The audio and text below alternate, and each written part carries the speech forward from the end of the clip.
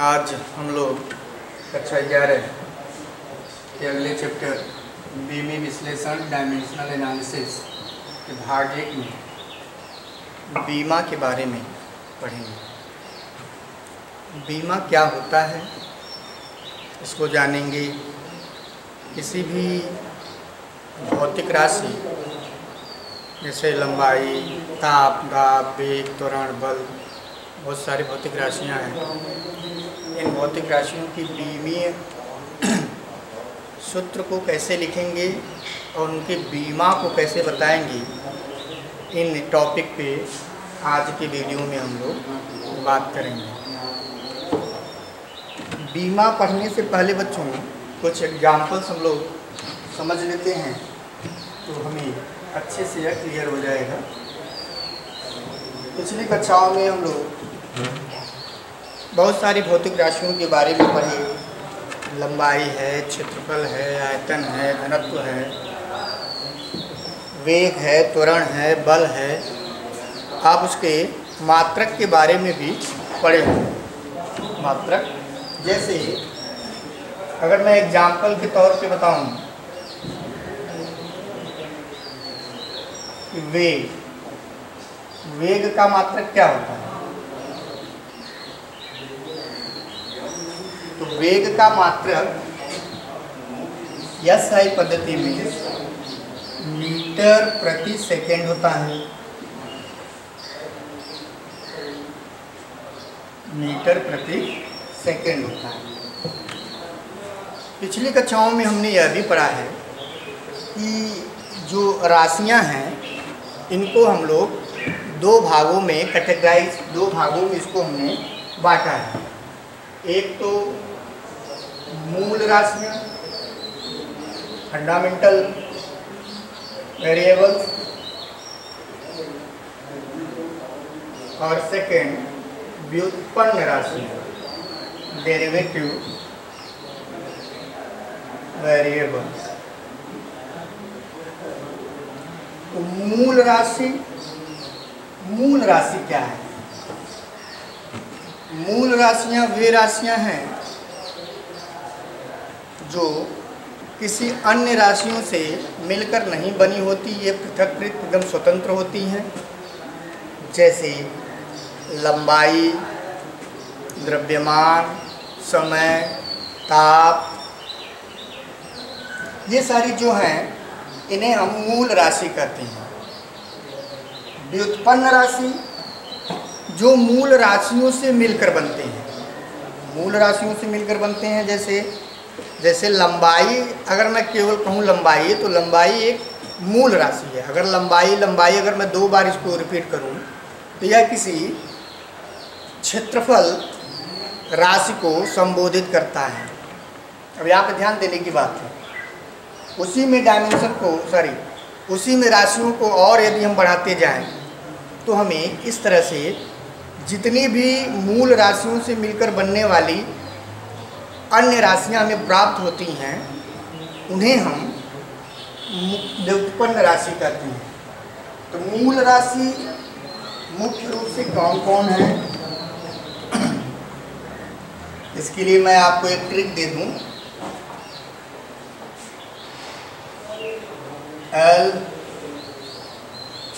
LMT ध्यान देंगे बच्चों, ये आपको समझने के लिए मैंने एक ट्रिक बनाया है। L से मतलब हो गया लेंथ,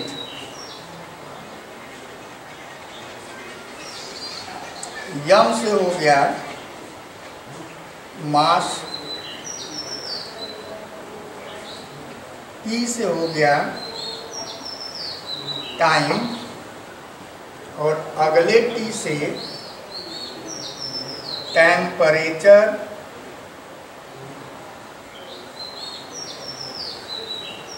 E से इलेक्ट्रिसिटी,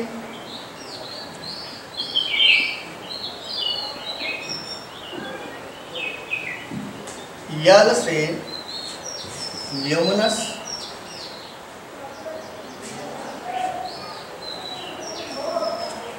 और ए से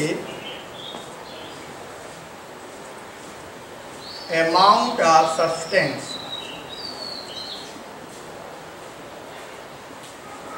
अब यदि मैं इसके हिंदी की बात करूं, अभी हम लोग मूल राशि के बारे में पढ़ रहे हैं। यल यम टी टेल, आप इसको इस तरह से संबोधित कर सकते हैं। आपको एक ट्रिक मैं बता रहा हूं समझने की। तो लेंथ मतलब लंबाई, द्रव्यमान, टाइम से हो गया समय, टेम्परेचर से हो गया ताप, इलेक्ट्रिसिटी से हो गया विद्युत, विद्युत धारा कह सकते हैं इसे हम, इलेक्ट्रिक करंट। आप इसे इलेक्ट्रिक करंट लिख दें तो ज़्यादा बेटर।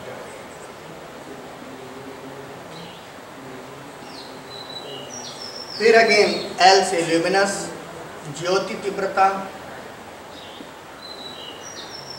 ज्योति तीव्रता, और ए से अमाउंट ऑफ सब्सटेंस, पदार्थ की मात्रा, पदार्थ की मात्रा। और भी दो मूल राशियां हैं, कोण और घन कोण। तो अभी इसके बारे में हम लोग और अच्छे से डिस्कस करेंगे। फिलहाल अभी आज का हमारा टॉपिक है बीमा, उसके बारे में हम लोग बात करते हैं। तो बीमा को समझने के लिए बच्चों ये बेसिक नॉलेज हमें होनी चाहिए कि पहले मूल राशि कितनी है मुख्य रूप से। वैसे तो कुल 9 हैं, लेकिन यहाँ पर अभी हम 7 के बारे में ही बात करेंगे। लंबाई, द्रव्यमान, समय, ताप, विद्युत धारा, ज्योति तीव्रता और पदार्थ की मात्रा। अब इन मूल राशियों के अपने मात्रक भी होंगे। तो यदि हम यहाँ पर एक टेबल बना के लिखें तो लंबाई का जो मात्रक होगा ये मूल राशि हो गई, और मूल राशि के मूल मात्रक, तो लंबाई का मात्रक एसआई पद्धति में ही बात हो रही बच्चों। यहाँ पर ध्यान देंगे, प्रायः हम लोग एसआई पद्धति की ही बात करेंगे। लंबाई, द्रव्यमान, द्रव्यमान का मात्रक आप जानते हैं किलोग्राम, किलोग्राम। समय, समय को हम लोग सेकंड में नोट करते हैं मूल मात्रक में, और ताप को केल्विन में नोट करते हैं। विद्युत धारा को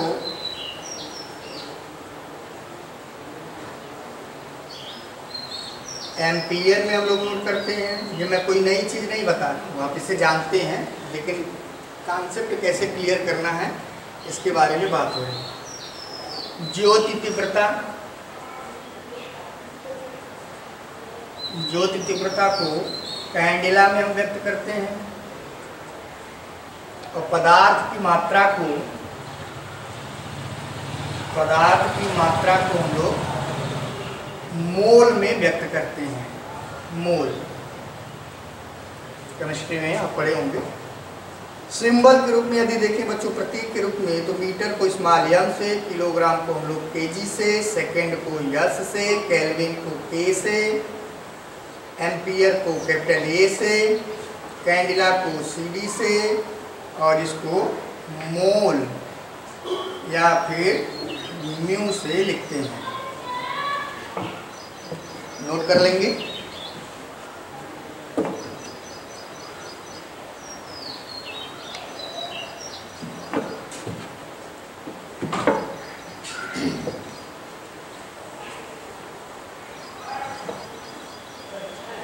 अब आते हैं अपने मेन टॉपिक पर कि बीमा क्या है। तो किसी भी भौतिक राशि को जब हम व्यक्त करते हैं मात्रक के रूप में, तो उन मात्रकों पर, क्योंकि भौतिक राशि मूल मात्रकों से मिलकर बना होगा, मूल राशियों से मिलकर बना होगा, तो उसके मात्रक में भी सभी मूल मात्रक होंगे। तो उन मूल मात्रकों पे जो घात होती है उन्हें घात को ही हम बीमा कहते हैं। फिर से ध्यान देंगे। अब जैसे यहाँ पर ध्यान दीजिए कि वेग का मात्रक मीटर प्रति सेकंड। अब इसे अगर हम सिंबल फॉर्म में लिखें तो मीटर प्रति सेकंड। तो बीमा क्या है?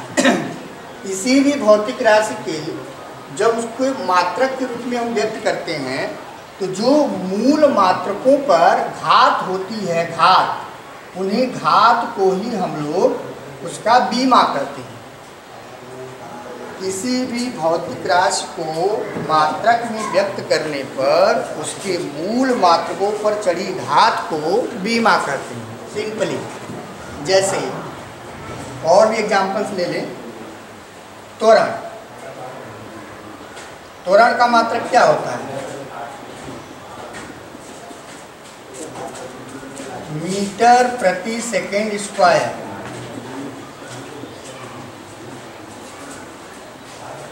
तो सिंबल फॉर्म में लिखें तो मीटर, अब इसको आप ऐसे भी लिख सकते हैं, मीटर प्रति सेकंड तो आप लिखे ही हैं, एक लाइन में अगर लिखना चाहें तो इस तरह से लिख सकते हैं। तो जो मूल मात्रक यहाँ लंबाई में, उसके ऊपर कितनी घात है? 1, और यहाँ 1, और बड़ा बड़ा लिख लें।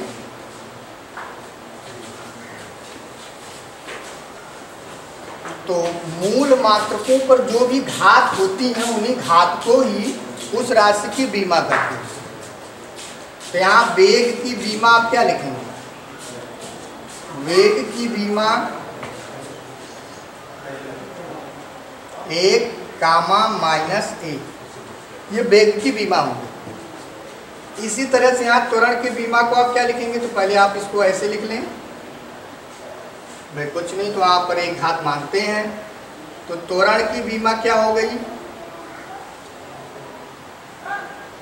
उसके मूल मात्रक पर चढ़ी घात, तो 1 का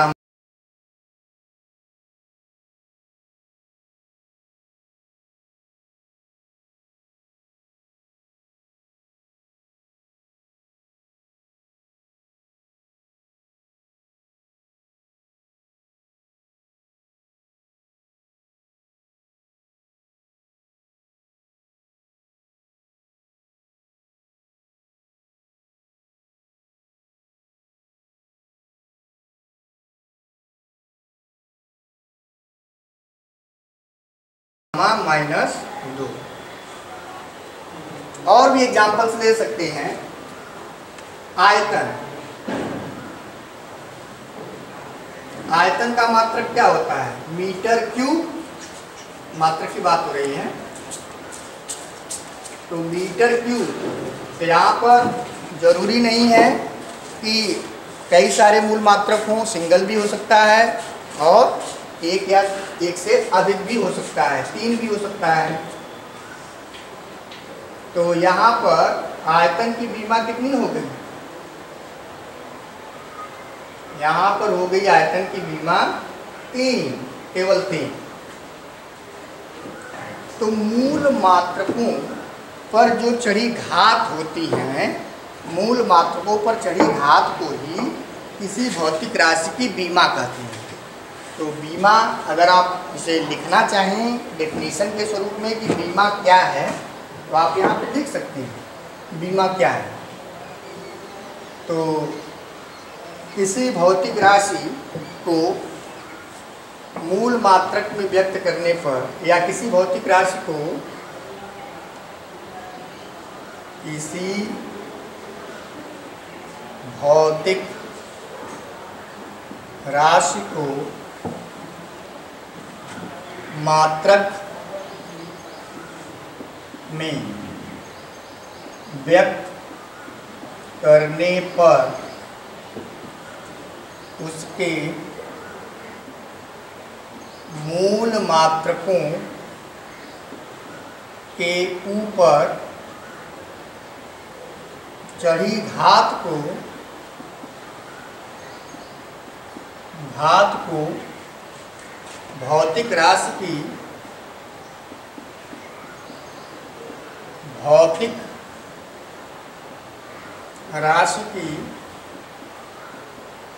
बीमा कहते हैं। किसी भौतिक राशि को मात्रक में व्यक्त करने पर उसके मूल मात्रकों के ऊपर जो चढ़ी घातें होती हैं, यहाँ लिख दें घातों, तो ज़्यादा क्लियर रहेगा। चढ़ी घातों को भौतिक राशि की बीमा कहते हैं। एग्जाम्पल में आप देख रहे हैं बच्चों, जैसे वेग, तो इसको हमने इसको मात्रक के रूप में लिख दिया, तो मूल मात्रक में मीटर है और सेकेंड है। यहाँ पर देखिए मूल मात्रक में मीटर और सेकेंड, तो मीटर का घात कितना है 1 है और सेकेंड का घात कितना है -1 है। तो इस तरह से वेग की बीमा हो गई 1, -1। और भी एग्जाम्पल देकर इसे हम समझ सकते हैं। जैसे बल के बारे में बात करें, एग्जाम्पल्स जितने क्लियर रहेंगे तभी आप इसे समझ पाएंगे। बल का मात्रक क्या होता है? बल का मात्रक, तो बल का मात्रक लिखने के लिए आपको फार्मूला भी क्लियर रहना चाहिए। ऐसे भाई ये तो कुछ कॉमन चीज़ है जो कि हमें एकदम कंठस्थ है, याद है कि वेग का मात्रक मीटर पर सेकेंड, त्वरण का मात्रक मीटर पर सेकेंड स्क्वायर, क्षेत्रफल का मात्रक मीटर स्क्वायर, और कुछ ऐसी राशियाँ हैं जिन्हें आप कंठस्थ कर लेते हैं। लेकिन कुछ और भी बहुत सारे ऐसे भौतिक राशियाँ हैं जिनके मात्रकों को आप कंठस्थ नहीं कर पाते। तो इसके लिए ज़रूरी है कि आप उसके फार्मूले को जानें, सूत्र को जानें, उसका भौतिक फार्मूला क्या होता है। तो बल का मात्रक निकालने के लिए पहले आप बल बराबर जानिए कि क्या होता है। कक्षा 9 में, कक्षा 8 से जब पढ़ रहे हैं, द्रव्यमान गुणे त्वरण। द्रव्यमान को हम किससे नोट करते हैं? यम से, और त्वरण को ए से, बल को एफ से। अब बल का मात्रक निकालना हमें, तो बल का मात्रक, तो द्रव्यमान का मात्रक क्या होगा? किलोग्राम। सिंबल में लिख रहे हैं या एक बार लिख देते हैं हिंदी में, ग्राम इंटू त्वरण का मात्रक अभी लिखे थे मीटर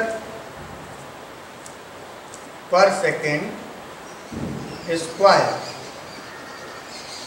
इसको सिंबल फॉर्म में लिखें तो किलोग्राम मीटर पर सेकेंड स्क्वायर, तो किलोग्राम मीटर सेकेंड -2। अब यदि आपसे पूछा जाए कि बल की बीमा कितनी है बताइए, तो आप यहाँ पे देख लीजिए नियम। मूल मात्रक कौन कौन सा है? 1 किलोग्राम है, 1 मीटर है, 1 सेकेंड है। तो उसके ऊपर जो घात है उसी घात को आप उसकी बीमा कर देंगे। क्या लिख देंगे? किलोग्राम का घात कितना है? 1, मीटर का घात कितना है? 1, सेकेंड का घात कितना है? -2। तो इस तरह से बल का जो मात्रक हो गया, बल का जो बीमा हो गया, तो बल की बीमा लिख देंगे सीधे सीधे बच्चों ब्रैकेट में 1, -2। एक सीक्वेंस में ही व्यक्त करते हैं हम लोग, किलोग्राम, मीटर, सेकेंड, इस तरह से। इसको आप यहाँ पर घात के अनुसार ही बताते हैं। जैसे कि यहाँ पर पूछा जाए, कभी कभी एक कन्फ्यूजन हो जाता है कि किलोग्राम की बीमा कितनी है, केवल किलोग्राम के उस फार्मूले, पूरे बल के लिए नहीं बात हो रही है। तो किलोग्राम की बीमा 1, मीटर की बीमा कितनी है? 1, सेकेंड की बीमा -2। इस तरह से आप उसे बताएंगे। तो बीमा क्या है? क्लियर है? बीमा किसी भी भौतिक राशि को जब हम मात्रक के रूप में व्यक्त करते हैं, तो मात्रक के रूप में व्यक्त करने पर उसके मूल मात्रकों पर जो घात लिखी गई होती है, घातें जो चढ़ी होती हैं, उन्हीं घात को ही हम बीमा कहते हैं। बिल्कुल क्लियर होना चाहिए कि बीमा क्या है। तो और कुछ एग्जाम्पल्स मैं दे रहा हूँ बच्चों आपको, आप इसे करेंगे, कमेंट में बताएंगे। एक बात और बतानी थी कि जब भी आप वीडियो देखते हैं अपने विद्यालय का, तो आप उसमें अपना रोल नंबर और आगे विद्यालय का नाम लिखकर कमेंट जरूर करेंगे, ताकि हमें पता चल सके कि कितने बच्चे हमारे अपने विद्यालय के वीडियो देख रहे हैं। तो ये मैं चाहूँगा कि सारे बच्चे जो भी आप व्हाट्सएप ग्रुप से जुड़े हैं, जो भी बच्चे वीडियो देख रहे हैं, वो जब भी वीडियो देखेंगे तो कमेंट में अपना रोल नंबर और विद्यालय का नाम इस तरह से लिखना है। मैं एक डेमो दे रहा हूँ। रोल नंबर 1 SB पब्लिक, बस इतना ही लिखना है, SB पब्लिक। इसी तरह से आगे roll number 2 SB public, roll number 3 SB public, ऐसे कमेंट में लिखना है और लाइक करना है वीडियो को। तो अब आप जब भी वीडियो देखेंगे किसी भी विषय का, तो ज़रूर से ज़रूर इस बात का ध्यान रखेंगे। कुछ मैं आपको होमवर्क दे रहा हूँ, आप इसे कमेंट के माध्यम से इसकी बीमा बताएंगे हम।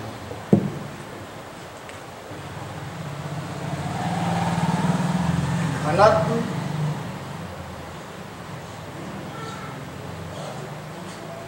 कार्य, शक्ति, दाब, इन चारों भौतिक राशियों की बीमा क्लियर करना है। बीमा आप हमें कमेंट के माध्यम से ही बताएंगे, व्हाट्सएप ग्रुप में नहीं, कमेंट के माध्यम। व्हाट्सएप ग्रुप में तो जो होमवर्क देंगे आप उसे अलग से बताएंगे, लेकिन इसे आप कमेंट के माध्यम से ही हमें बताएंगे। अगले टॉपिक में बच्चों हम लोग बीमीय सूत्र क्या होता है इसके बारे में जानेंगे। आज के लिए इतना ही। वीडियो को देखते रहिए, ध्यान से पढ़ते रहिए। मिलते हैं अगले लेक्चर में, तब तक धन्यवाद।